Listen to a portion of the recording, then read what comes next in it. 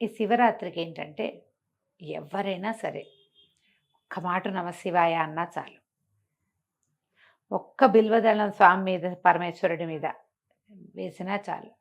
ఒక్క చిన్న చెంబెడి తీర్థమో లేకపోతే ఓ 3 ఉద్ధరణల తీర్థం ఒక్క పురుషుడు నీళ్ళైనా పరమేశ్వరుడికి అర్పించిన వాడికి కైవల్యం వస్తుందని చెప్తారు.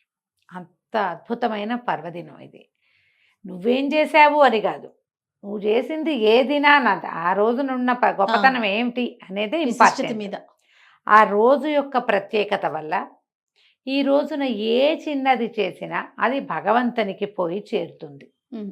దాని యొక్క ఫలితము ఆ పని చేసిన జీవుడి యొక్క కర్మల్ని తొలగించి అతనికి వైకుంఠ ప్రాప్తి, కైలాస ప్రాప్తిని అందిస్తుంది, కైవల్యమే లభిస్తుంది.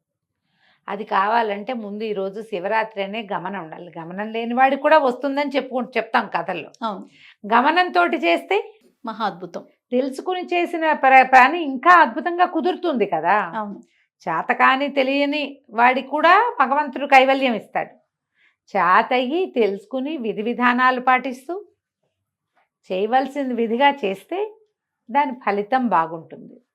ఇప్పుడు కైవల్యం ఆ రోజున మరణించిన వాడికి కైవల్యం లభిస్తుంది. తర్వాత మరి జీవించే ఉంటే మన సంగతి మనకేం లభిస్తుంది? పరమేశ్వరానుగ్రహం లభిస్తుంది. మన జాతకంలో ఉన్న గ్రహదోషాలు పోతాయి. మన కర్మల్లో దుర్విపాకం ఏదైనా ఉంటే అది తగ్గుతుంది. మనం ఇంకా పడవలసిన కష్టం ఏదైనా ఉంటే అది చిన్నదవుతుంది. భగవంతుడికి మనం దగ్గరవుతాం. దానికోసమని మనం ఇట్లా పర్వదినాలు వచ్చినప్పుడు ప్రత్యేకంగా చెప్పుకుంటాం. ఈరోజు గమనంతో తలస్నానం చేయండి శివరాత్రి అని చెప్పి, కుదిరినంత వరకు ఏదైనా ఒక చిన్న శివాలయమైనా మన పక్క సందులో ఉన్నదానికైనా వెళ్ళి ఒక్కసారి ప్రతిష్ఠ చేయబడిన పరమేశ్వరుణ్ణి చూసి రండి. శివలింగాన్ని చూడండి. కుదిరితే 2 మారేడు దళాలు స్వామికి సమర్పించి కాస్త నీళ్లు పోయటానికి అవకాశం ఉంటే పోయండి. అభిషేకం వాళ్లే చేస్తూ నిన్ను చూడు నీకు తీర్థం ఇస్తామంటే అభిషేక తీర్థం పుచ్చుకోండి. భస్మాన్ని ధరించండి. నోటితోటి ఓం నమ శివాయ అనుకోండి.